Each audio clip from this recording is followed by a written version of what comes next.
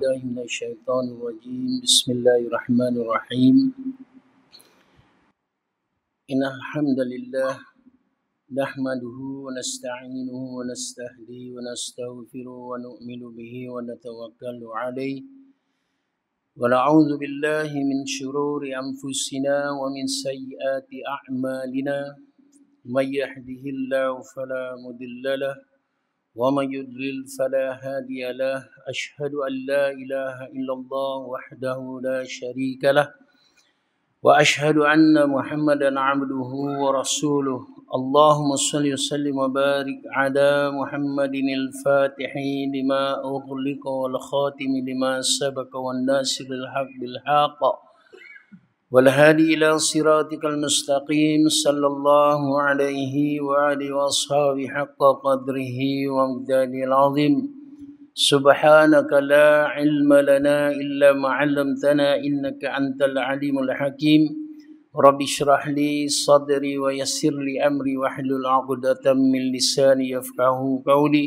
ولا حول ولا قوة إلا بالله العلي العظيم اللهم صل على سيدنا محمد وعلى آله وصحبه وبارك وسلم لا نبي بعده أما بعد قال الله تعالى في القرآن الكريم بعد أعوذ بالله من الشيطان الرجيم بسم الله الرحمن الرحيم والعصر إن الإنسان لفي خسر إلا الذين آمنوا وعملوا الصالحات وتواصوا بالحق وتواصوا بالصبر صدق الله العظيم قال رسول الله صلى الله عليه وسلم لا يؤمن أحدكم حتى أكون أحب إليه من والده ووالده والناس أجمعين أو كما قال عليه السلام والسلام. Assalamualaikum warahmatullahi wabarakatuh. InsyaAllah, Alhamdulillah, pertama sekali insyaAllah terima kasih saya kepada tuan pengurusi majlis, kepada Ustaz Fitri, nampaknya tak ada sini insyaAllah, kepada semua insyaAllah jawatan kuasa masjid, hadirin hadirat muslimin muslimat yang dirahmati oleh Allah Subhanahu Wa Taala sekalian.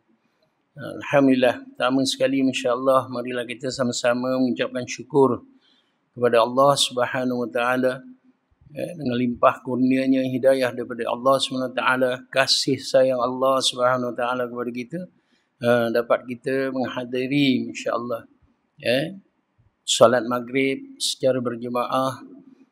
Di samping itu juga Masya Allah ada majlis, majlis pengampunan dosa, majlis ilmu.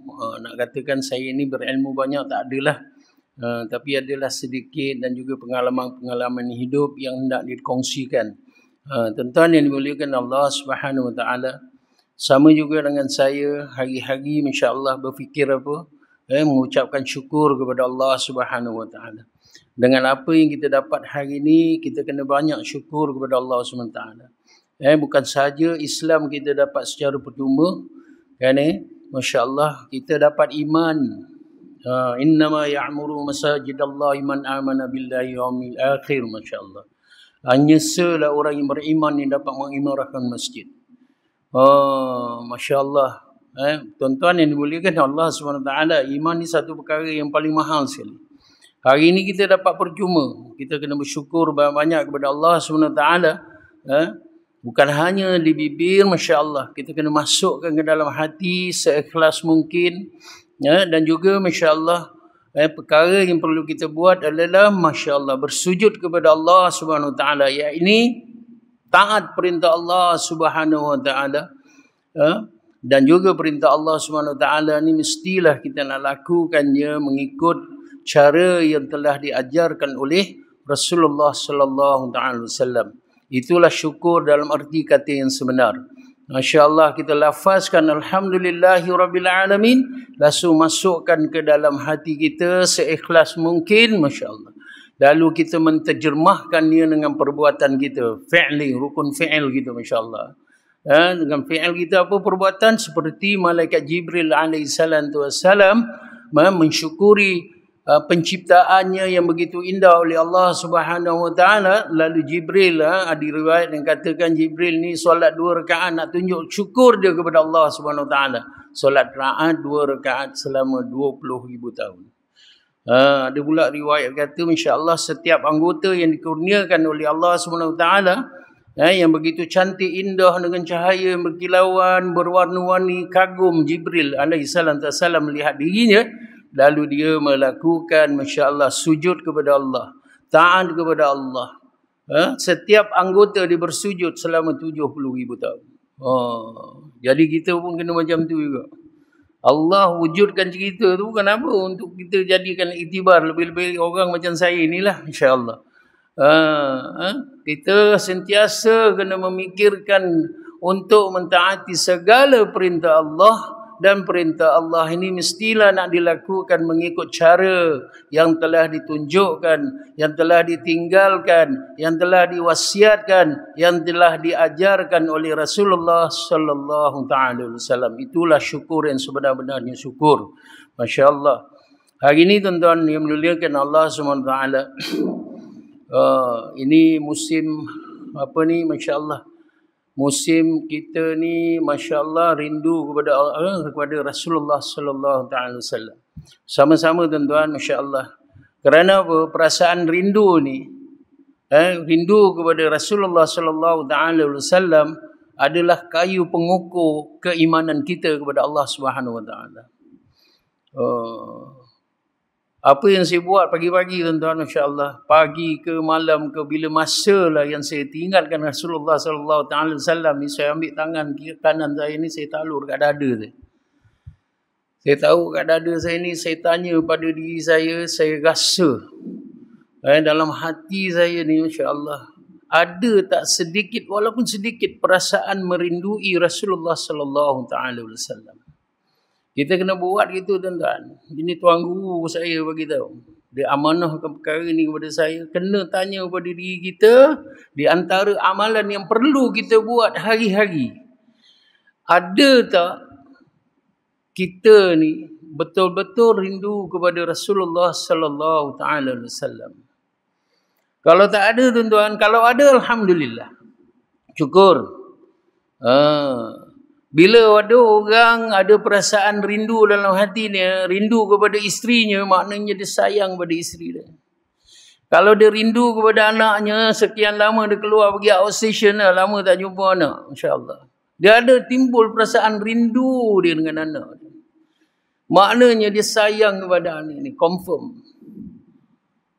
Kalau ada perasaan rindu kita kepada Rasulullah sallallahu taala wasallam, ini bermakna kita betul-betul sayang kepada Rasulullah sallallahu taala wasallam. Walaupun sedikit perasaan rindu itu timbul, wujud dalam hati kita. Tapi kalau tak ada ni tuan-tuan, masya-Allah. Tuan guru saya kata apa? Ini kita dalam keadaan bahaya. Kerana ada beberapa perkara. Yang perkara yang paling besar, masya-Allah, yang perlu kita risaukan, tak adanya perasaan sayang kita kepada Rasulullah sallallahu taala wasallam. Sedangkan Rasulullah sallallahu taala wasallam ini adalah kunci syurga. Cuba bayangkan tuan-tuan, masya-Allah, apakah pengorbanan Rasulullah sallallahu taala wasallam kepada umat dia, kepada kita ni lah. Banyak tuan-tuan, kalau nak dikirakan banyak. Kita nak kena ambil tahu perkara ni dan kita kena selami, kena menghayati cerita ni. Inilah cerita yang perlu kita bagi tahu kepada anak-anak kita, orang-orang muda sekarang ni. Itu tanggungjawab kita. Jangan kadang-kadang kita rasakan kita selalu pergi masjid, cukup dah tak boleh. Pasal apa Nabi ni, insya-Allah, dia memperjuangkan kita supaya kita ni dapat Islam hari ni. Kita solat berjemaah hari ni maghrib, insya-Allah. Dengan ganjaran yang begitu besar Allah bagi, insya-Allah. 27 fadilat kita dapat ni solat berjemaah. Tuan-tuan. Tapi masih lagi ada orang tak nak solat ni. Orang-orang muda dekat luar sana tuan-tuan, masya-Allah. Nabi ni berjuang sehabis mungkin. Jangan ceritalah Nabi ni kena apa? Kena baling najis unta, kena baling batu, kena ludah, kena terajang. Ini perjuangan Rasulullah, tuan-tuan. Untuk siapa? Untuk kita. Untuk kita, tuan-tuan. Tapi masih lagi ada orang yang tidak solat. Anak-anak muda masih lagi, Masya Allah, dekat kedai mama, masih lagi dekat warung, masih lagi main bola, futsal, tak kira. Itu yang lagi teruk lagi, masih lagi buat maksiat. Tuan-tuan, ini yang berlaku dekat luar sana, tuan-tuan. Jadi, Masya Allah, apabila ada kesedaran ni, tuan-tuan, Masya Allah, saya ni orang, Masya Allah, yang biasa duduk dengan alam maksiat dulu, tuan-tuan. Jadi saya takut nak kembali. Apabila dah hijrah ni, dah berubah ni, takut, tuan-tuan. Takut nak kembali ke alam asal dulu, insyaAllah. Takut nak buat dosa. Pasal apa? Takut mati. Takut ketika kita buat dosa tu kita mati. Lebih-lebih lagi, dah hijrah, dah baik, lepas tu patah balik. Ni lagi bahaya. Dia double. Maksiat tu lagi double. Takut ketika kita buat maksiat, kita mati. Takut kita dalam keadaan lalai, kita mati. Apa makna lalai? Apa makna lalai? Imam Hasan Al-Basri, rahimallahu ta'ala, dia kata apa? Satu orang, Masya Allah, yang menjalani kehidupan hariannya tanpa mengingati mati, itulah orang yang lalai. Masya Allah. Tuan-tuan, dekat luar sana ni, Masya Allah, ramai orang yang lalai. Apa perlu kita buat? Ini yang kena nak buat, tuan-tuan. Tuan-tuan yang dimuliakan Allah SWT, formula ni tuan guru saya ni selalu bagi saya nasihat. Kadang jumpa ulama pun bagi juga nasihat. Minta nasihat daripada orang-orang alim ni, kita minta nasihat, itu adab dia. Masya Allah. Kita tengok keadaan dia, Masya Allah, dia kadang-kadang tu risau, muka dia. Muka berseri, tapi kita tahu dalam benak dia fikirkan apa. Jangan kita banyak tanya soalan, tuan-tuan, pasal banyak pemikiran kat dalam hati dia. Tapi sebagai orang yang menghormati, Masya Allah, mentakzimkan ulama ni, tuan-tuan, Masya Allah, kita minta nasihat. Kita minta nasihat daripada ulama ini, apa nak buat? Jadi kebanyakan ulama ataupun orang alim yang saya jumpa ni, Masya Allah, merisaukan keadaan di luar sana yang penuh dengan fitnah yang menjadikan, Masya Allah, orang-orang muda, pemuda-pemudi sekarang begitu lalai. Jadi tuan-tuan yang dimuliakan Allah SWT, kita nak tunjukkan tanda kita ni sayang kepada Rasulullah sallallahu alaihi wasallam. Kita tengok apa yang Rasulullah buat.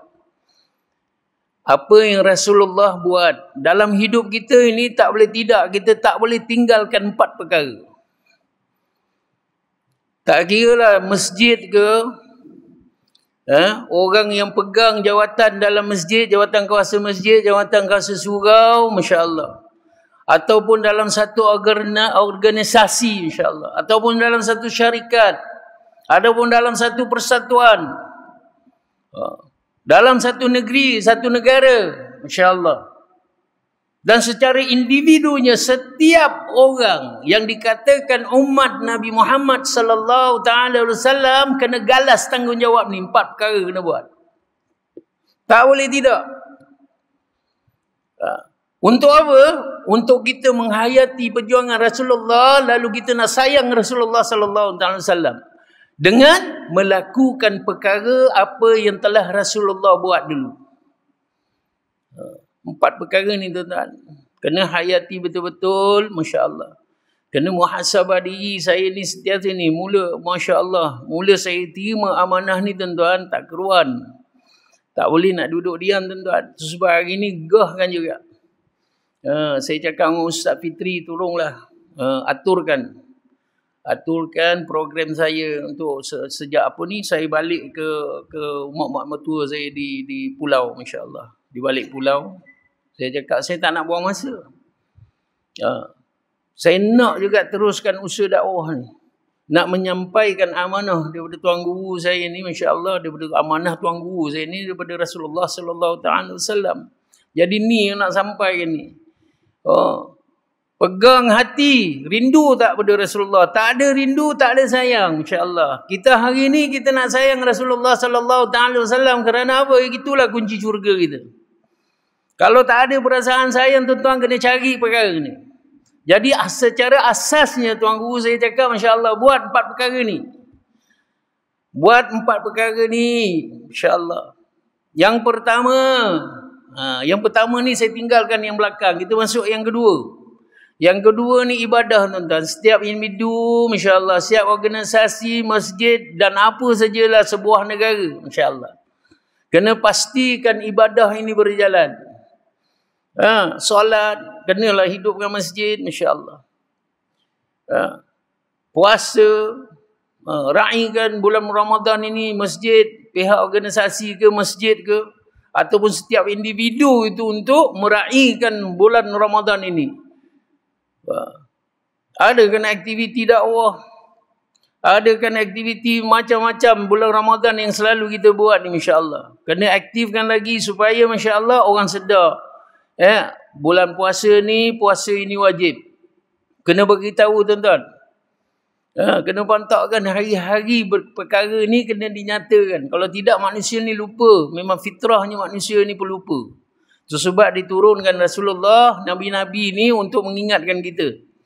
Siapa pewarisnya? Ni ulama, orang-orang alim, ustaz hari ni, masya-Allah. Orang yang duduk selalu kat meja ni untuk ingatkan kita sebenarnya. Kita selalu lupa.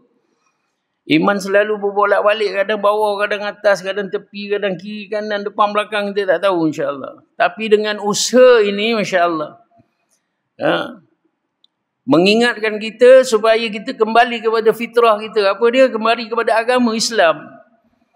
Yang mana perintah-perintah Allah ini mesti kita nak lakukan. Ibadah, masya-Allah. Untungnya kita jadi orang Islam ini 24 jam kita hidup dikira ibadah di sisi Allah Subhanahu wa taala. Wa'imah kita masuk bilik air pun dapat pahala. Kita minum air pun dapat pahala. Jangan katakan sedekah dan perintah-perintah Allah yang lain, berbaik dengan orang tua, masya-Allah. Hormati orang tua. As-salam, bagi salam pun dapat pahala, masya-Allah. Apa lagi ibadah-ibadah yang besar, masya-Allah. Untuk, masya-Allah, bekalan kita nak bawa balik mati tu. Banyak ni kelebihan umat Nabi Muhammad. Dalam bab ibadah hanya banyak perkara. Tetapi, masya-Allah, semua perkara yang kita lakukan ini, masya-Allah, dikira ibadah di sisi Allah Subhanahu Wa Taala. Maknanya dapat pahala ketika kita melakukan ibadah ini mengikut cara yang telah ditinggalkan, yang diajarkan, yang diwasiatkan oleh Rasulullah sallallahu alaihi wasallam. Selain daripada cara Nabi, tak ada. Tak boleh terima. Ni yang kena selalu fikirkan. Kadang-kadang, tuan-tuan, masya-Allah, saya ni nak tetap iman ni, masya-Allah. Orang macam saya ni kenalah usahakan, masya-Allah, membentuk suasana agama. Suasana yang boleh istiqamahkan saya dalam iman dan amal. Pasal apa saya kawan ramai, tuan-tuan? Kawan yang okey, kawan yang tak okey, kawan langsung tak okey pun ada. Maknanya okey tak okey ni apa? Pandang kawan tu je kita teringat ni, masya-Allah. Teringat akhirat, masya-Allah. Kawan yang tak apa-apa nak okey tu, masya-Allah, kadang-kadang sedikit dia lalaikan kita. Tahu pun yang langsung tak okey ni, tuan-tuan, masya-Allah, ini yang takut. Kita duduk dengan dia je, kita pun tak okey jadi.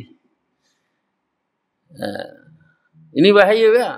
Jadi, apa yang saya buat ni, tuan-tuan, nak sentiasa okey je, saya sendiri kena bentuk suasana saya. Jadi apa yang saya buat, masya-Allah, hari ini saya mengajar Quran. Daripada Iqra' sampai belajar tajwid. Saya panggil seorang-seorang kawan saya. Saya panggil seorang-seorang kawan saya, tuan-tuan. Kawan saya di syarikat besar, saya panggil. Berapa staf? Dia cakap ada bang dalam 50 orang. Masya Allah. 50 orang ni semua okey tak? Okey bang. Okey. Saya bagi tahu kawan-kawan saya. Dengan kawan-kawan ni kita berkadang kita boleh lepas cakap kan. Masya Allah. Kau faham tak apa pengertian pemimpin yang adil? Pemimpin tu kau faham? Adil ni faham tak? Ini melalui pengalaman hidup saya tuan-tuan dan juga belajar dengan tuan guru ni, Masya Allah. Apa ini adil?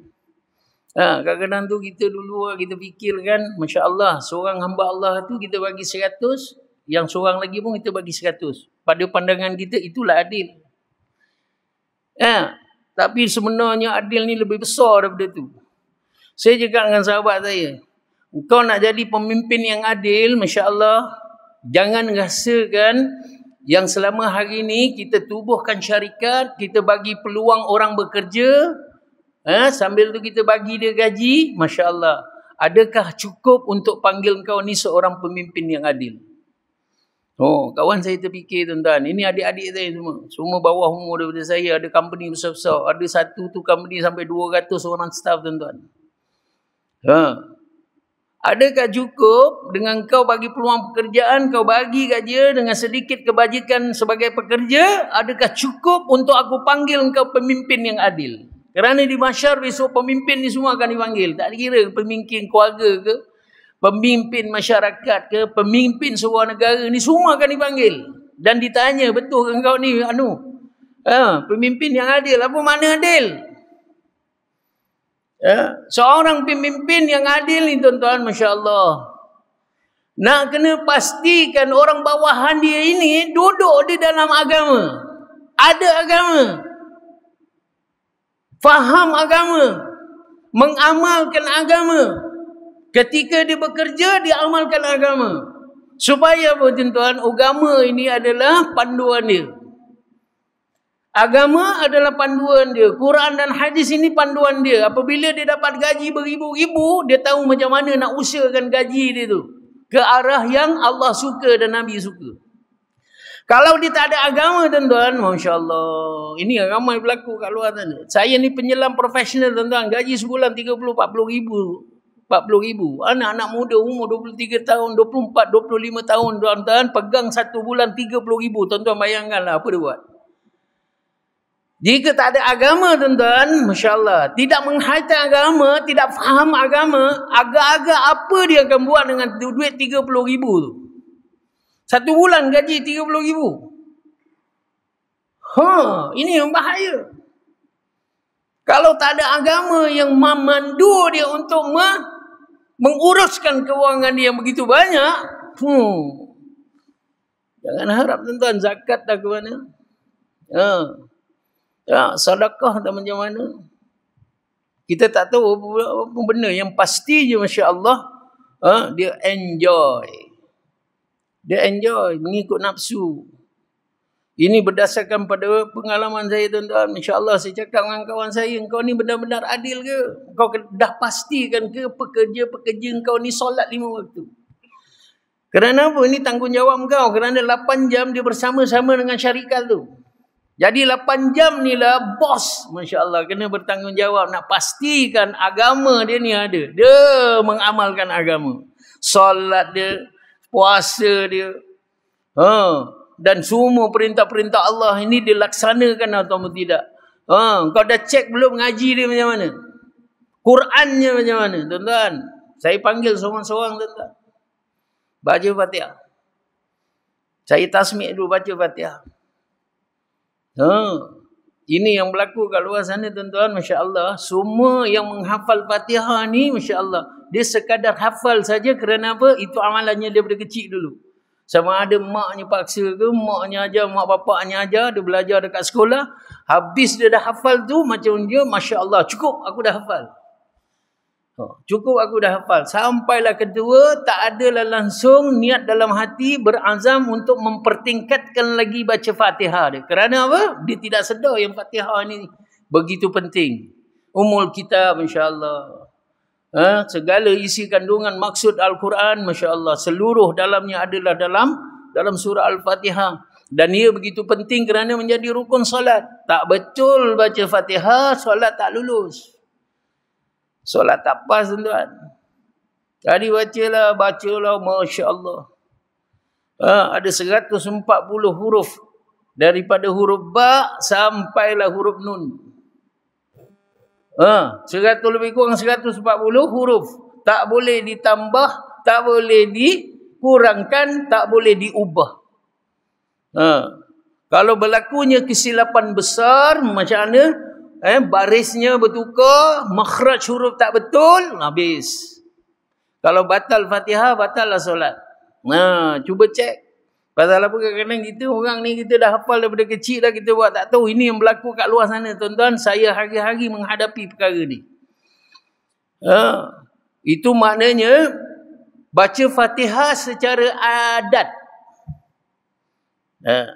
Macam kita lah dulu nak ambil peperiksaan SPM, ada bahasa Malaysia. Oleh kerana kita ni orang Melayu, kita buat tak tahu je bahasa Malaysia, tak payah belajar lah, kita orang Melayu. Sekali keluar keputusan 7. Itu pun nasib baik 7. Kalau 9, habis. Ini yang berlaku. Ini sikap-sikap kita. Kita dah hafal lah, dah cukup lah. Aku dah solat daripada aku kecil. Aku solat, dah okey dah. Okey ke? Betul ke? Cuba baca Fatihah tengok. Ramai yang sangkut, tuan-tuan. Ini yang berlaku dalam keadaan dekat luar sana, Masya Allah. Ramai anak muda kita, Masya Allah. Yang tak tahu mengaji pun ada. Yang tak kenal huruf pun ada. Yang tak bererti syahadah pun ada, tuan-tuan. Ini yang berlaku kat luar sana, Masya Allah. Jadi, tuan-tuan, yang pertama ni, ibadah ni nak kena jaga, tuan-tuan. Masya Allah. Ibadah ni tak ada cara lain melainkan kita ikut cara yang ditinggalkan oleh Rasulullah, yang diajarkan oleh Rasulullah sallallahu alaihi wasallam. Cara lain tak boleh. Jadi kena pastikan sallu kama ra'aitumuni usalli. Sembahyanglah kamu seperti kamu melihat aku sembahyang. Hari ni kita sembahyang ni kita dah cek ke belum? Solat kita ni ikut cara Rasulullah ke tidak, ataupun ikut cara adat je? Nak kena pastikan. Begitu juga dengan perintah Allah yang lain. Puasa kita, haji kita, umrah kita, sedekah kita, penghidupan harian kita. Macam mana cara kita minum air, macam mana? Nak dikira ibadat, mesti nak ikut cara Rasulullah. Rasulullah belajar, Rasulullah macam mana Rasulullah minum, macam mana Rasulullah makan, macam mana Rasulullah ajar kita masuk ke tandas. Tu semua dapat pahala tu kalau kita ikut cara Nabi. Tu dia. Ini ibadah penting. InsyaAllah kena pastikan ibadah yang kita buat selama hari ini nak menepati cara Rasulullah sallallahu alaihi wasallam. Itulah syariat Rasulullah. Ya Allah. Yang ketiga, insya-Allah, ta'lim wa ta'lum, belajar dan mengajar. Setiap individu, tak kira janganlah negara lah. Kita ambil individu. Dalam hidup kita ni, tuan-tuan, hari-hari mesti kena ada belajar dan mengajar. Kalau kita ada ilmu, wajib kita mengajar. Kalau kita tak ada ilmu, kita rasakan kita ni kosong, tak ada apa-apa, datanglah masjid belajar. Syukur hari ini Allah bukakan pintu hati kita untuk duduk dalam masjid majlis ilmu, insya-Allah. Kena ada belajar dan mengajar. Kalau satu orang itu tidak belajar, tuan-tuan, satu hari dia akan jadi sombong. Kerana apa? Kerana dia rasa semua dia dah tahu. Dia akan jadi riak, dia akan jadi sum'ah. Kerana, Masya Allah, tak ada seorang pun boleh tegur dia. Tapi kalau ada niat untuk belajar sesuatu, Masya Allah, dia merendahkan diri dia supaya ni, Masya Allah, orang boleh ajar dia, orang boleh tegur dia, orang boleh nasihatkan dia. Tapi kalau tak ada sikap mahu belajar, dia tak lama lagi dia akan jadi sombong. Pasal apa? Apa yang aku belajar cukup dah. Apa yang aku belajar dulu dah cukup dah. Cukup. Sedangkan, Masya Allah, Nabi hari-hari, sahabat ni, sahabat radhiyallahu ta'ala anhum ajma'in, yang dah pastikan diorang ni ahli syurga, tuan-tuan. Hari-hari pun Rasulullah mengajar diorang. Hari-hari pun sahabat belajar dengan Nabi sallallahu ta'ala alaihi wasallam. Hari-hari dah pasti ahli syurga dah. Tapi masih lagi nak belajar. Siapa yang ada ilmu, belajar. Mengajar pula. Saya bukan nak sombong apa tak. Bukan nak tunjuk pandai, tak. Pasal apa saya sedar diri saya ni iman senipis kulit bawang pun tidak, saya perlulah mengajar. Belajar dan mengajar. Belajar, saya belajar masih lagi memondok ni tuan. Lagi menadah kitab lagi saya. Kerana apa? Takut jadi sombong. Pasal pernah dulu sekali saya sombong tuan-tuan. Pasal apa? Saya ilmu menyelam ni habis dah tamat, katam. Dapat gaji besar. Oh, sehingga saya mana rendah kepada orang yang gaji kecil. Kau orang belajar universiti tinggi-tinggi, insya-Allah kan, sampai dapat PhD. Kau punya gaji boleh sama dengan aku ke? Tak, aku belajar tak sampai universiti, tapi gaji aku 10,000. Engkau profesor, berapa gaji engkau? Ni dalam hati kecil ni tuan-tuan. Apabila tak ada sikap untuk belajar dan mengajar ni, kita rasakan kita bagus saja, insya-Allah. Tapi kalau kita ni sediakan diri kita untuk belajar setiap masa, Allah akan tundukkan hati kita. Pasal seorang yang pelajar ini, yang nak belajar, masya-Allah, mesti sanggup ditegur, dinasihatkan. Kalau dia buat salah akan ditegur, insya-Allah. Dan sentiasa muhasabah diri, tak betul ni aku belajar ni, masya-Allah. Macam mana aku nak betulkan? Terus belajar lagi, belajar dan belajar dan belajar, Allah tundukkan hati. Masya Allah, tuan-tuan. Ini kena. Tersebab Masya Allah.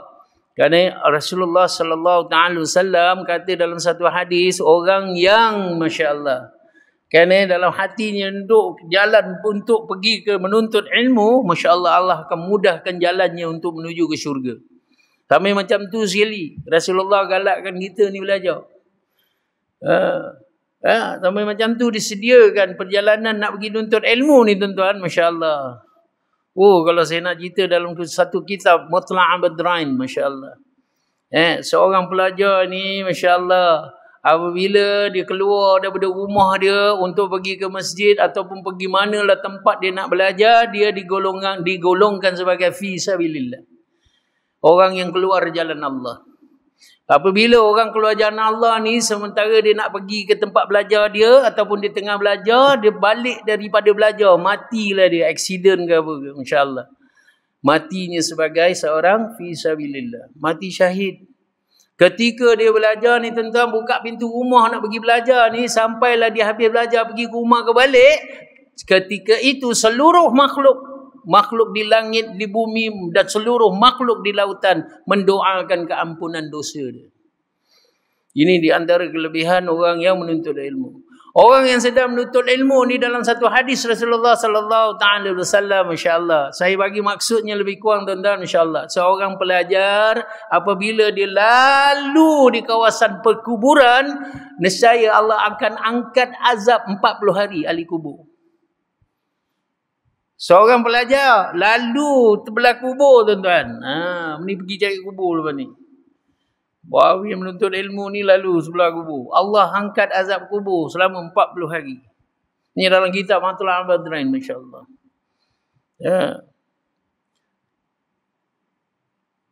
Kalau seorang pelajar tu mati, masya-Allah, dah tentu dia fisabilillah, masya-Allah. Allah angkat segala azab di kuburnya, masya-Allah. Bukan itu saja tuan-tuan, orang yang hantar jenazah dia pergi ke kubur pun Allah ampunkan dosa. Masya-Allah, ini darjat orang yang menuntut ilmu. Jangan rasa kita ni masya-Allah bodoh, kita menuntut ilmu ni kita bodoh, tak. Inilah orang yang paling disukai oleh Allah dengan Rasulullah sallallahu taala wasallam. Jadi belajarlah, yang ada ilmu tu mengajarlah walaupun sedikit, masya-Allah. Kadang tu kita tak tahu tuan-tuan, dosa kita ni banyak mana dengan orang. Dengan Allah ni kita boleh bertaubat, istighfar kita, taubat nasuha kita. Buat solat 2 rakaat, kita taubat kepada Allah Subhanahu Wa Taala, insya-Allah Allah akan ampunkan dosa. Kalau kita berdosa dengan orang, kita menang umpat orang, fitnah orang, masya-Allah, ataupun berdosa lah kita dengan satu orang tu, macam mana tuan-tuan, 20-30 tahun dulu, entah orang tu hidup ke tidak, mati ke tidak. Jangan main tuan-tuan, masya-Allah. Kalau dosa dengan Allah ni senang, Allah ni hidup kekal, manusia ni tak. Kalau hidup, kalau masalah kita dengan manusia, dosa kita dengan manusia, masya-Allah, tuan guru saya cakap, masya-Allah, kena menghadap orang tu, kena ambil tangan dia, kena salam betul-betul, lepas tu ucapkan minta pengampunan tu. Itu cara dia, adab dia. Allah gugurkan dosa insya-Allah. Tapi tuan-tuan, peristiwa tu berlaku 20-30 tahun dulu. Entah orang tu hidup entah tidak. Dah tak tahu mana kita nak cari. Macam mana kita nak minta pengampunan. Allah hapuskan dosa kita dengan orang itu. Macam mana tuan-tuan? Ini pun orang fikir ni ada tak dosa ni. Kena fikir tuan-tuan. Tahu? Tu. Kita takut nanti besok mahsyar, besok kita jadi muflis. Kita jadi muflis. Banyak ustaz dah cerita pasal hal muflis kita ni dekat mahsyar besok. Habis dah pahala kita bagi kat orang. Sekarang ni kita pula kena tanggung dosa orang. Ni dia muflis. Kita takut tu sebab hadirlah rajin-rajin lah tuan-tuan belajar dan mengajar ini. Mudah-mudahan dengan berkat majlis ilmu ni tadi tuan-tuan, majlis pengampunan ni tuan-tuan, Allah bukakan pintu hati orang yang pernah kita buat dosa tu tuan-tuan untuk mengampunkan kita. Dia amalkan sunnah sebelum tidur apa? Sebelum tidur kita ampunkan dosa orang semua. Mudah-mudahan orang yang pernah kita buat dosa tu dia amalkan sunnah Nabi itu mengampunkan dosa sebelum nak tidur tu. InsyaAllah berkat daripada doa kita ni hadir dalam majlis ilmu. Kita berdoa kepada Allah, ya Allah aku pernah dosa dengan si fulan ya Allah. Ampunkan dosa aku ya Allah. Mudah-mudahan ya Allah terbukalah hati orang yang pernah aku buat dosa tu ya Allah untuk ampunkan aku. Kalau tidak habis aku ya Allah di mahsyar ya Allah. Doa. Dengan berkat kehadiran kita dalam majlis ilmu ni membukakan hati orang yang pernah kita buat dosa. InsyaAllah amin. Itu yang ketiga. Yang keempat khidmat tuan-tuan. Dalam hidup kita kena ada khidmat. Tak kira lah khidmat dengan keluarga kita. Dengan anak, dengan isteri. Jangan katakan kita suami ni kita tak perlu khidmat dengan isteri. Dah kita kena khidmat dengan isteri. Apatah lagi khidmat kita dengan jiran kita. Khidmat kita masyarakat sekeliling. Ada persatuan penduduk insya-Allah. Kita khidmat penduduk yang mana susah kita khidmatkan dia, senangkan dia, yang kena banjir kita bantu dia. Hari ini kita tengok masya-Allah NGO giat menjalankan bantuan-bantuan banjir ni. Ni sekarang ni nak ke musim banjir ni. NGO semua dah keluar dah. Nak bantu ini khidmat tuan-tuan. Khidmat ni dahsyat, ni sunnah besar Rasulullah sallallahu alaihi wasallam. Rasulullah khidmat kepada Bilal masuk Islam. Rasulullah khidmat kepada Abu Dzar, masya-Allah. Abu Dzar masuk Islam atas sebab daripada akhlak Rasulullah khidmat kepada mereka. Kalau nak ceritakan saya rasa pun dulu saya dah ceritakan dekat sini ya. Orang khidmat yang betul-betul khidmat ni tuan-tuan mengamalkan sunnah Rasulullah sallallahu alaihi wasallam. Khidmat ini tuan-tuan mati depan makam Rasulullah sallallahu alaihi wasallam. Saya tahu semua dah tahu dah cerita ni. Badrul Munir nama dia. Sahabat kami tu, masya-Allah keluar 40 hari, keluar 4 bulan insya-Allah. Belajar khidmat daripada usaha dakwah, keluar dakwah dia belajar khidmat. Bila mesyuarat harian tu insya-Allah bila khidmat ta'am je siapa dia angkat tangan. Dia orang khidmat. Dia khidmat kepada ulama tuan-tuan. Ulama ni ada masalah dia selesaikan. Ulama nak cari motor pun cari motor cup EX5 katakanlah. Tolong carikan saya motor EX5, motor saya ni rosak lah. Susah payah nak pergi jemputan orang. Payah nak pergi nak pergi ke masjid dan sebagainya. Dia akan usahakan khidmat kepada ulama asalkan ulama ni hati gembira. Khidmat kepada madrasah tahfiz di Ulu Langat tu insya-Allah. Budak-budak yang pergi luar negara insya-Allah. Perlukan visa, nak pergi South Africa perlukan list visa, nak belajar di Mekah Madinah semua nak kena visa. Dia lah orang pakar buat visa. Khidmat kepada saudara mara insya-Allah. Tak pernah kata tidak. Saudara ada masalah. Tak pernah kata tidak. Pukul 2-3 pagi telefon je lah dia. Saya ada masalah. Dia tak pernah kata tidak. Dia akan bantu sampai selesai masalah. Ini orang khidmat tuan-tuan. Apabila melakukan khidmat ini yang mana sunnah Rasulullah sallallahu alaihi wasallam kerana nak mengamalkan sunnah ni, aku khidmat ni kerana Rasulullah khidmat. Kerana Rasulullah buat khidmat kepada sahabat, masya-Allah. Buat khidmat kepada orang yang bukan Islam akhirnya masuk Islam. Atas khidmat Rasulullah ini aku nak tiru Rasulullah. Tuan-tuan, sebab dia sedar melakukan sunnah Rasulullah sallallahu alaihi wasallam ya Allah timbulkan perasaan cinta rindu pada Rasulullah. Ajak bos pergi 10 malam terakhir. 10 hari terakhir Mekah Madinah tu ketika itu sebelum PKP, masya-Allah. Ramai orang tuan-tuan. Jadi dia cakap dengan bos, rindulah dengan Nabi. Besok kita pergi umrah. Bos ni semua sayang dia, insya-Allah. Pasal khidmat pasal orang semua sayang dengan dia. Jadi pergi, oi, gila kan kau bab, dia cakap. Bab kau ni betul ke tak betul? Ini 10 hari terakhir ni mana ada hotel kat sana? Kapal terbang pun tak ada tiket. Kita pergi ujung tahun je lah, bulan 12. Tak nak, saya nak pergi besok. Saya rindu dengan Nabi. Dia orang lurus tuan-tuan. Saya rindu dengan Nabi. Sebab daripada bos ni sayang kepada dia. Mudir madrasah ni sayang kepada dia. Okeylah, insyaAllah saya cuba cek. Tiba-tiba cek je tuan-tuan. Ini Allah kuasa tuan-tuan. Allah kalau nak bagi, dia bagi. Tak ada siapa pun boleh halang. Ada tiket, ada hotel. Pergi dia. Sampai Madinah tuan-tuan. Buat solat. Buat apa ni? Jamak takhir. MasyaAllah. Balik ke hotel. Lepas tu tahajud dekat hotel. Turun solat subuh tuan-tuan. MasyaAllah. Semayang subuh. Lepas tu solat jenazah. Lepas tu pergi ziarah. Ziarah. Satu tapak lagi. Sampai je satu tapak tu. Sampai depan makam Rasulullah. Tumbang dia, nyawa dia habis.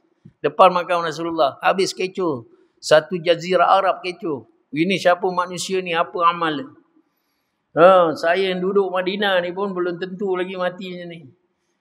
Saya imam lah cakap. Aku jadi imam ni berbelas tahun dekat Madinah ni. Belum tentu dapat mati macam ni lagi. Perfect strike tuan-tuan. 10 hari terakhir, hari Jumaat. Depan makam Rasul.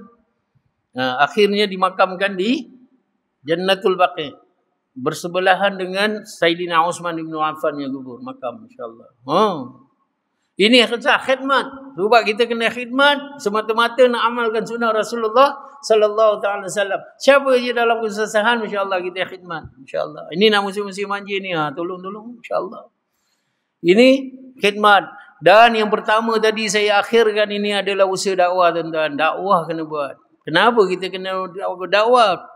Qul hazihi sabili ad'u ila Allah. Katakan kepada umatmu, qul, Allah kata. Qul hazihi sabili ad'u ila Allah. Allah suruh Nabi kata kepada seluruh umat dia. Katakan kepada seluruh umatmu Nabi Muhammad. Inilah kerjaku, mengajak orang kembali kepada Allah. Mengajak orang kepada Allah. Ini dah. Nabi buat dakwah tuan-tuan. Sebab dia berdakwah Nabi lah hari ni kita dapat Islam. Masya Allah tuan-tuan. Kita kena fikirkan perkara ni. Kalau tidak usaha Nabi buat dakwah tuan-tuan, tak tahulah kita ni apalah. Apalah agama kita ni, insya-Allah. Tu dekat luar tu sebab kita nak kena fikirkan tuan-tuan. Masya Allah, dakwah ni kena buat tuan-tuan. Tapi Nabi ni dah deal dengan Allah, buat perjanjian dengan Allah SWT sehingga kita ni jadi umat yang terakhir, umat yang terbaik. Sebab daripada Nabi ni ambil peluang atas dasar dia ni kekasih Allah. Tapi dia tidak fikir untuk keluarga dia saja, tapi dia bukan sahaja sahabat dia fikirkan, tapi dia fikirkan umat akhir zaman ni yang imannya begitu lemah. Solatnya begitu lalai, ibadatnya begitu tak ingatkan Allah. Dia dah tahu dah.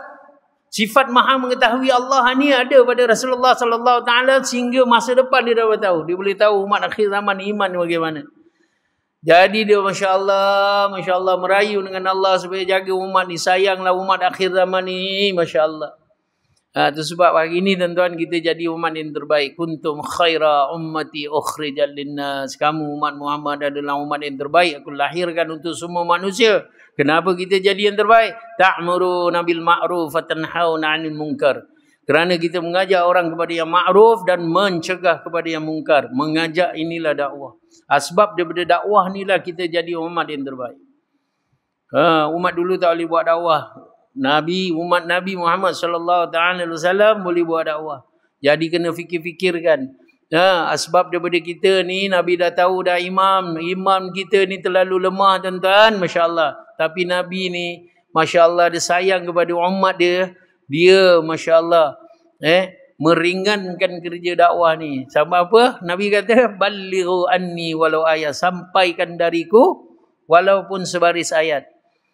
Jadi kita muhasabah tuan-tuan, satu hari ni ada tak kita buat dakwah? Kita mengajaklah anak-anak kita ke mengajaklah isteri kita kepada kebaikan, ataupun kita lalu nak pergi masjid ni, tengok orang tengah bersembang ni, kita bercakap tak? Jom dah waktu dah ni, kita pergi, jom kita pergi solat dekat masjid. Sampai, ataupun kita bagi salam kepada orang. Assalamualaikum. Kita kadang bagi salam pada orang yang kita kenal, orang yang kita tak kenal, kita tak bagi salam. Kerana bagi salam itu pun dakwah. Apabila kita bagi salam kat orang, orang tu dapat rasa kasih sayang tu, tuan-tuan. Sebab daripada rasa kasih sayang tu lah. Dia sayang kat kita, apa yang kita buat dia akan ikut. Ini semua dah berlaku, tuan-tuan. Saya dah praktikan benda ni, Masya Allah. Ketika saya balik daripada India, dulu saya tak buat benda lain. Asus salam. Itu yang Nabi ajar, saya nak praktikan, saya nak buatkan perkara tu. Saya pergi rumah setiap kawan saya dekat kampung pergi. Kerana apa? Risau kan. Masjid lama tu, kerana ada masjid baru yang pergi. Masjid lama orang tak pergi dah. Tak ada orang kat masjid lama tu. Masjid lama ni ada sentimental value untuk saya. Nilai sentimental. Kerana apa? Bapak saya jadi imam kat situ hampir 20 tahun. Jadi bila tak ada orang datang ni, saya terasa. Kan? Tapi Masya Allah, kita tak risau.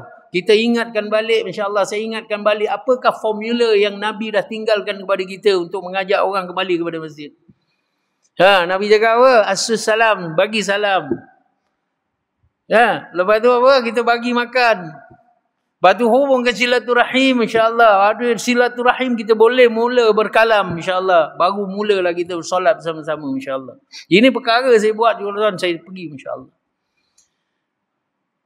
Sampaikan salam sampai kawan saya cakap, Masya Allah, ini kau ni buang terbiat ke apa jam? Tak pernah kau buat macam ni, lepas-lepas subuh datang rumah orang minta sarapan. Saya pergi rumah kawan-kawan, tuan-tuan. Nak tahu kenapa dia orang ni tak pergi masjid? Masjid tak ada. Nak tahu kenapa dia orang tak pergi masjid, kita tak boleh nak serang dia, tuan-tuan. Nabi tak ajar macam tu. Kenapa kau tak pergi masjid? Marah orang, tuan-tuan. Marah orang. Tapi dia ada formula, Nabi cakap. Maksudnya hubungkan silaturahim, hubungkan kasih sayang dulu, iaitu bagi salam. Sebarkan kasih sayang, bagi salam. Sebab saya pergi rumah ke rumah. Besok tu bagi rumah kawan yang lagi satu dan seterusnya, Masya Allah. Lepas tu bagi makan, Masya Allah. Bagi makan, belanja makan, tuan-tuan. Tuan-tuan, kalau hari-hari kita belanja orang makan, bergantunglah kalau duit kita ada kan, rezeki ada, minta rezeki daripada Allah. Allah bagi, Masya Allah. Walaupun sedikit duit kita, Masya Allah. Dia bagi kat kedai, kalau budak-budak ni makan, bayarkan je. Macam tu. 2, 3 kali, 4 kali, 5 kali kita belanja orang makan, tuan-tuan, confirm dia akan sayang kepada kita. Itu hikmahnya bagi makan ni. Orang sayang kepada kita. Bila orang sayang kepada kita, kita boleh tak bagi nasihat kepada dia? Boleh, tuan-tuan. Baru kita boleh tanya, kenapa tak pergi masjid? Dia pun cakap, dia bagi tahu mana nak pergi masjid. Masjid lama, masjid Solok tu lah. Masjid kampung, masjid Solok, insya-Allah. Macam mana nak pergi tu? Orang bukan ada, kadang imam ada dan Bilal tak ada. Kau tiba-tiba Bilal tak ada kan, aku disuruh azan, bukan aku reti azan. Kita dah tahu dah masalah tu. Seorang pula cakap, kalau dia tolak aku jadi imam kan, aku Fatihah potongan tu balik. Baru kita tahu masalah dia. Ini tidak, kita orang tak pergi masjid, kita dah lemparkan hukum dah. Dah bagi hukum dekat dia dah, Masya Allah. Tak boleh. Nabi kalau orang tak pergi masjid ni, tuan-tuan, Masya Allah, Nabi akan aturkan perjumpaan. Dia pergi ziarah. Dan Nabi ziarah ni, Nabi akan pasti bawa hadiah. Itu Nabi. Dulu kita, Masya Allah, dululah bukan orang sini, Masya Allah. Orang tak pergi masjid, kita dah jatuh hukum dah. Besok dia tak pergi masjid, dia tak datang masjid, kita apa? Dia mati besok, biar dia uruskan diri dia sendiri. Dia mati, dia mandi sendiri, dia kafan sendiri, dia pergi tanam sendiri, insya-Allah. Orang dulu lah, orang sekarang ni okey, alhamdulillah, insya-Allah. Nabi tak ada, Nabi pergi ziarah. Saya pergi di India macam tu, satu negara yang ditakbir oleh orang bukan Islam, insya-Allah, tapi pengamalan Islamnya dahsyat. Amal sunnah memang dahsyat. Orang tak pergi masjid, tuan-tuan, orang pergi ziarah. Kenapa tak pergi masjid? Ada satu cerita, Masya Allah. Masya Allah, pakcik ni dipanggil Pakcik Assalamualaikum. Saya dapat cerita ni daripada, Masya Allah, Ustaz Rafi, Undertaker, SPNJ, Skuad Pengurusan Jenazah Malaysia. Ustaz Rafi dia ada buku, 20 perangai orang. Salah satu ni Pak Pakcik Assalamualaikum. Dia kata pakcik ni selalu bagi salam. Dia selalu bagi salam. Kalau dia lalu dekat masjid kan, sebelah kedai masjid tu ada kedai runcit, masya-Allah. Kadang dia beli barang-barang kat situ kan, dia lalu kat masjid tengok orang masjid ada, dia bagi Assalamualaikum dia kan. Dia jumpa orang mana-mana pun dia bagi Assalamualaikum. Salam. Satu hari tu tuan-tuan waktu maghrib insya-Allah. Dia jumpa orang, dia lalu kat masjid tu. Tapi dia tak pergi masjid. Dia tak solat kat masjid. Dia nampak masjid, dia bagi Assalamualaikum. Orang semua Assalamualaikum salam. Orang dekat masjid ni yang tunggu nak sembahyang solat jemaah maghrib. Orang ni bertanya, bagi salam tapi tak pergi masjid. Tak solat kat masjid tuan-tuan, masya-Allah. Dia pergi, kenapa batal balik? Oh, lupa nak bawa duit. Dia pergi ambil wallet dia sampai lagi dia bagi salam lagi. Assalamualaikum. Dia pergi beli barang, dia batal balik, Assalamualaikum. Sampai dia balik rumah. Tapi orang cakap, kenapa tak datang masjid? Dia diam aja tuan-tuan. Dia balik rumah. Hari-hari memang macam tu. Tapi tabiat dia suka bagi salam. Tapi satu hari tuan-tuan yang dimuliakan Allah SWT, meninggallah orang ni. Pada satu pagi subuh Jumaat tuan-tuan meninggal dia. Meninggal, apabila meninggal orang masjid dia bagilah nak uruskan jenazah dia. Barulah orang masjid ni tahu asbab daripada Kakuzari ataupun laporan daripada ahli keluarga dia. Kenapa dia meninggal? Sebenarnya dia meninggal ni kerana dia dah mengidap penyakit usus 5 tahun tuan-tuan. Penyakit usus 5 tahun. Dia punya bekas najis tu dekat luar. Pen plastik tu kan, dia dekat luar. Jadi dia takut pergi masjid ni tuan-tuan, masya-Allah, diaibkan oleh Allah lah. Dia takut najis itu tertumpah. Pasal apa? Banyak berlaku di rumah apabila dia solat kadang-kadang najis itu tertumpah dekat tempat solat tu. Jadi dia tak nak pergi masjid ni kerana apa? Kerana takutkan kejadian itu berlaku nanti kan, masya-Allah. Kerana aib kepada orang masjid, insya-Allah. Dia tak nak berlaku. Barulah orang masjid ni tahu, masya-Allah, minta ampun semua. Dan yang mana dah buruk sangka tu minta ampun. Tapi masya-Allah, anak dia cerita tuan-tuan, masya-Allah. Bapa memang tiap kali je azan je, lepas azan dia pasti akan menangis kerana apa? Kerana dia tak dapat nak pergi masjid. Sedangkan 5 tahun selama hari ni dia berazam nak pergi masjid, nak pergi masjid. Masya-Allah, asbab daripada penyakit itu dia tak dapat pergi masjid sebab dia selalu bagi salam ke orang, sebarkan kasih sayang, masya-Allah. Inilah cerita dia tuan-tuan yang dimuliakan Allah Subhanahu Taala. Sama-sama tuan-tuan, masya-Allah, kita fikirkan, bukan hanya fikirkan ibadat kita tuan-tuan, masya-Allah, orang yang dekat luar sana. Pasal Imam Hasan Al-Banna rahimahullahu taala dia kata apa? Manusia ini ada 3 golongan. Asy-Syaikh Imam Hasan Al-Banna, semua kenalkan nama ni, masya-Allah. 3 golongan, di mana 3 golongan ini perlu didakwahkan. Tak boleh tinggal dakwah untuk orang ini. Yang pertama dia cakap golongan apa? Golongan yang dah dapat hidayah. Ni macam tuan-tuan ni berada dekat dalam masjid ni dah ada hidayah lah. Tapi tak bolehlah masjid ni nak tinggalkan begitu saja.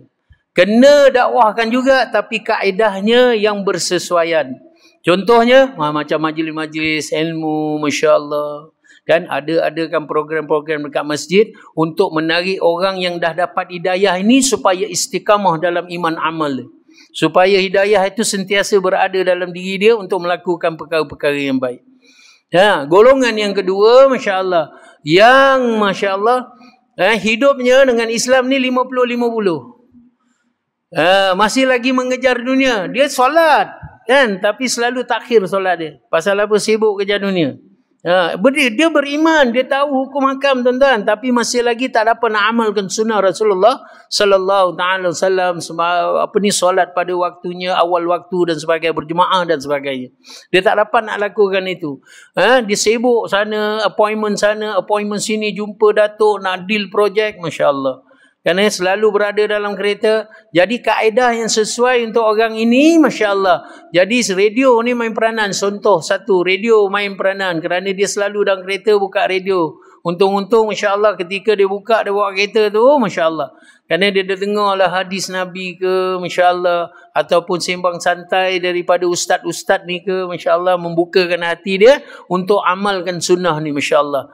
Untuk memperbaiki ibadah dia pergi masjid dan sebagainya. Okey, yang ketiga ni, masya-Allah. Imam Hasan Al-Banna kata apa? Masya Allah, ini golongan dilahirkan dalam Islam tapi tidak mengamal, tidak mencerminkan langsung diri dia sebagai seorang Islam. Masya Allah. Tak solat, tak puasa dan sebagainya.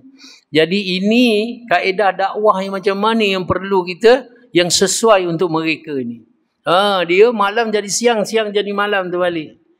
Kan musician macam pemain muzik, Masya Allah, malam dia kerja dekat kelam malam. Siang dia tidur tuan-tuan. Subuh tak ke mana. Zuhur, asar tak ke mana. Maghrib, isyak pun tak ke mana. Masya Allah. Kerana ini yang banyak berlaku dekat luar sana tuan-tuan.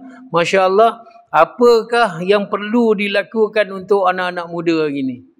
Yang saya, seperti saya cakap tadi, Fatihah pun tak hafal tuan-tuan. Ada yang tak reti syahadah pun tuan-tuan. Jadi kita kena lakukan sesuatu. Kalau kita ada kuasa, kita gunakan kuasa kita untuk dakwahkan orang-orang yang begini. Kalau kita tak ada kuasa, tuan-tuan, Nabi cakap gunakan lidah. Bagilah nasihat. Kan, kalau kod-kod anak kita begitu ke, jiran kita ke, ataupun orang pemuda yang kita kenal ke, kita bolehlah menggunakan lidah kita untuk bagi nasihat. Kan, kalau tak ada juga, kita tak berani tuan-tuan. Masya Allah, Nabi kata apa? Niatkan dalam hati. Ya, ini berdoa. Doakanlah, Masya Allah. Apa yang berlaku hari ini, masyarakat sekeliling kita hari ini, tuan-tuan, lebih-lebih lagi anak-anak muda ni, tuan-tuan, Masya Allah. Jauh dah daripada agama. Saya pergi Bukit Bintang. Bukit Bintang, Masya Allah, budak-budak pang, budak-budak, Masya Allah, skinhead ni semua, tuan-tuan, Masya Allah, jauh sangat daripada agama, apatah lagi nak amalkan sunnah Rasulullah sallallahu taala alaihi wasallam. Jadi rasalah kita kena rasa bertanggungjawab di atas dasar dakwah Nabi ni tadi. Masya Allah, kita nak amalkan supaya Masya Allah kita ini diterima oleh Allah SWT sebagai umat yang terbaik, umat Nabi Muhammad sallallahu taala alaihi wasallam. Kalau dapatlah berjaya kita nak buat 4 perkara asas ini tuan-tuan, dakwah, ibadah, ta'lim wa ta'lum, belajar dan mengajar, dan khidmat ini tuan-tuan, ini secara asas. Banyak perkara lagi yang perlu kita nak fikirkan untuk kita mendapatkan kasih sayang Rasulullah sallallahu taala alaihi wasallam. Wa ma kana Allah liyu'adzibahum wa anta fihim. Allah sekali-kali tidak akan mengazab kamu ketika Muhammad dia ada di antara kamu. Sekarang Rasulullah tak ada. Macam mana kita nak hidupkan diri Rasulullah dalam diri kita ni, dalam masyarakat kita, dalam negara kita ini, supaya kita tidak diazab oleh Allah Subhanahu wa taala. Tidak lain tidak bukan melainkan menghidupkan sunnah Rasulullah sallallahu taala wasallam. Man ahya sunnati faqad ahabbani, man ahabbani kana ma'aya fil jannah. Orang yang menghidupkan sunnahku berarti disayang kepadaku. Orang yang sayang kepadaku, masya-Allah, dia akan bersama-sama denganku di dalam syurga. Inilah satu perkara yang kita nak kena fikir tuan-tuan, masya-Allah. Sembahyang kita, segala perintah Allah yang kita buat ni, kita kena pastikan mendapat redha daripada Rasulullah sallallahu taala wasallam. Bukan sahaja Allah, tapi redha daripada Rasulullah sallallahu taala wasallam, yang kita ni betul pengikut Rasulullah sallallahu taala wasallam.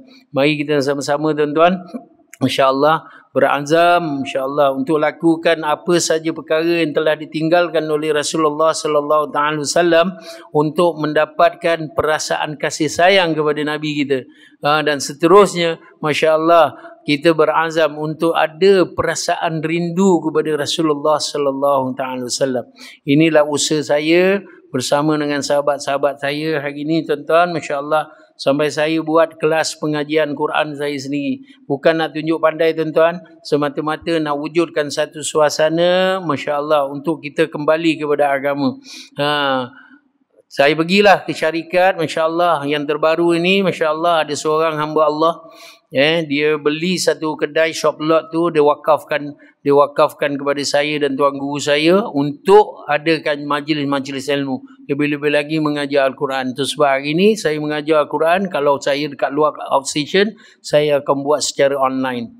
Pakai Zoom ke, pakai StreamYard ke, masya-Allah. Jadi yang pastinya diri saya sendiri ini, masya-Allah, kena buat sesuatu,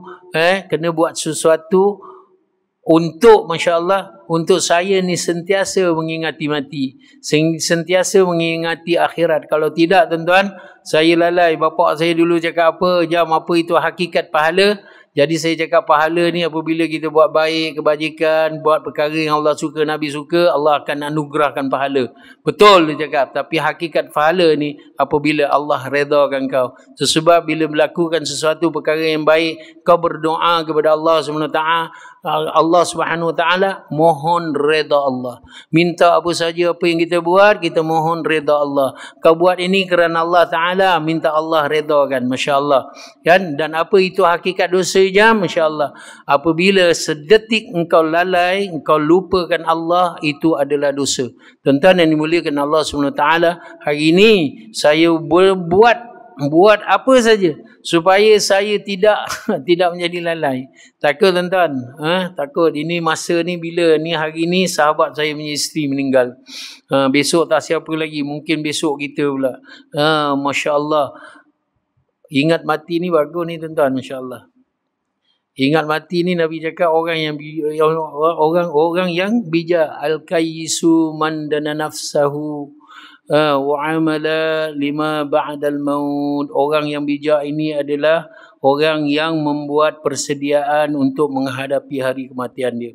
Jadi sama-sama kita tuan-tuan, masya-Allah, mensyukuri apa yang kita ada hari ini dengan melakukan, masya-Allah, mentaati perintah Allah Subhanahu Wa Taala, dan kita lakukan apa saja perkara-perkara yang telah ditinggalkan oleh Rasulullah sallallahu alaihi wasallam, semata-mata kita nak mohon redha Allah dan juga redha Rasulullah sallallahu alaihi wasallam.